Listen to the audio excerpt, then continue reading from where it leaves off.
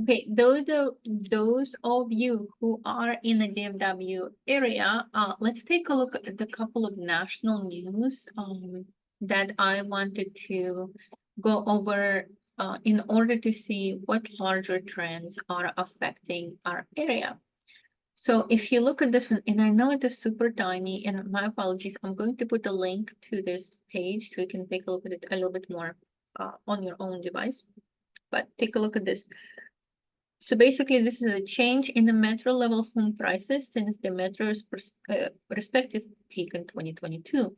So basically, they're saying some areas in our nation have increased in prices and some of them dropped in prices.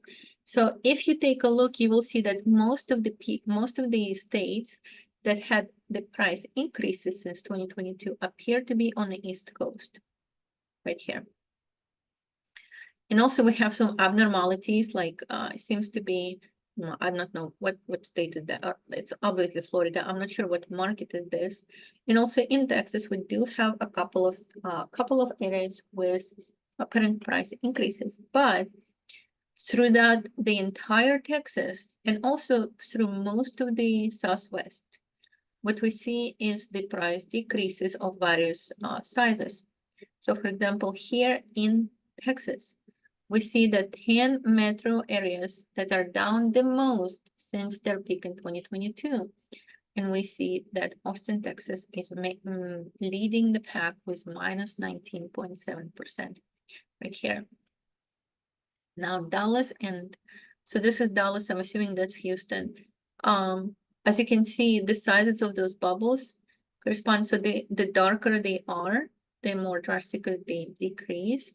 And also the size of the bubble is minus $4,000, minus 15, and minus 40. So this is the largest bubble that they could draw. So I would say that since 2022, Dallas on average, DFW lost $40,000 in home values since then. So that is compared, that is the overall picture for the Southwest area in general. Single family price reductions. Price reductions are those homes that are currently on the market in the MLS, and we can track their price performance. So what we can see is that this is a 2022, so this light red is 2022, darker red 2023, and this really dark maroon color is 2024. So what we can see is that in 2022, we had a really good year. Well, you all know, I don't need to tell you, but anyhow, this is the curve for 2022. We can see that a lot of price cuts happened after July, right? The price cuts picked up after July and then stayed pretty steady. 2023, we had a really large percentage, about 35% of all homes listed on the market through most of the year, 32, were cutting their prices in 2023. Now in 2024, we are only to July right now, and already 40%, almost 6% higher than the previous year, are already cutting their prices. So the price cuts are deeper this year. This is why I keep telling you guys, I'm talking to the homeowners who are trying to price their homes and to the flippers. Do not do aggressive pricing. It will backfire. You are going to end up with price decreases, and price decreases put you in a weak position and you start to get lowballed. Instead, talk to a 3-day sales specialist, because the speed to lead, speed to the market, speed to the buyer is what is going to make your prices, the price go up. It's not how you price your house that counts. It's how many multiple offers you receive that counts. And for you to get multiple offers, you have to be super smart about it. Multiple offers do not fall on your head like snow or rain. They have to be manufactured. They have to be manufactured with precision, with understanding of what you're doing. So the best way to manufacture multiple offers is to use 72 sold approach, which is geared to a flash 3-day sale in every market, in every environment. So my prediction is, right now is July and we're already at 38%. My prediction is going to be that we're going to be the record price cuts for both years. And we're probably going to be in mid-40s by the end of this year, as far as the number of homes with price cuts. Okay. Inventory nationwide, as you can see, inventory nationwide is growing. Those are the years, previous years. This is this year. We're higher on the number of unsold homes than 2022, 2023, 2020, 2021. Okay. Demand is on par with 2022. Demand is on par with 2022. So demand was actually higher in 2023, as you might notice. No, wait, 2022, this light pink. So demand is on par with 2023. So demand is similar to 2023, but the supply is higher. Therefore, you have the same number of shoppers as last year with more choices. So you have to think like a buyer does. Why would a buyer choose your home if he has multiple alternatives?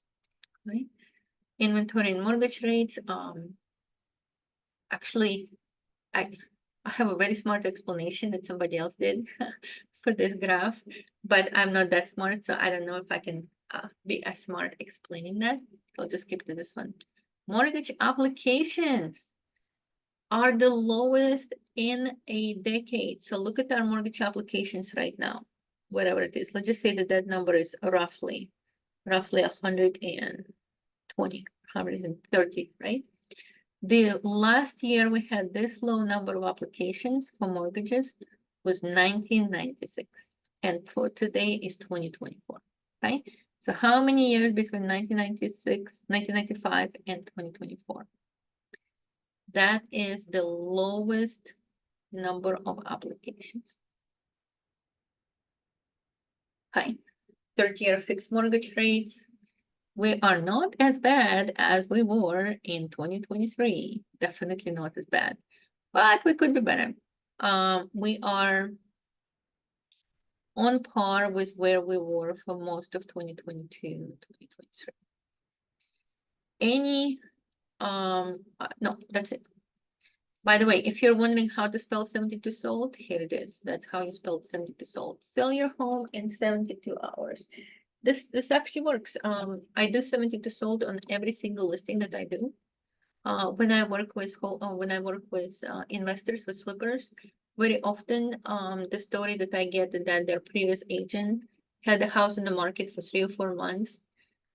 Nobody made any offers, or if offers were, they received offers, the offers were lowballed, and they needed to sell quickly and at the highest price. And then they had to call in 72 sold to rescue the property and to get it sold within the next week or so. And we did it. I have multiple war stories on how we use the unique methodology in 72 sold to basically take almost dead listing and finish it with a bang and get bigger profit from it than the owner expected at that point.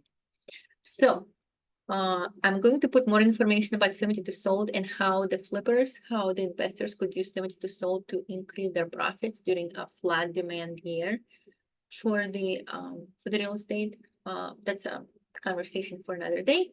But for right now, that is all that we have for national news. Talk to you soon, guys.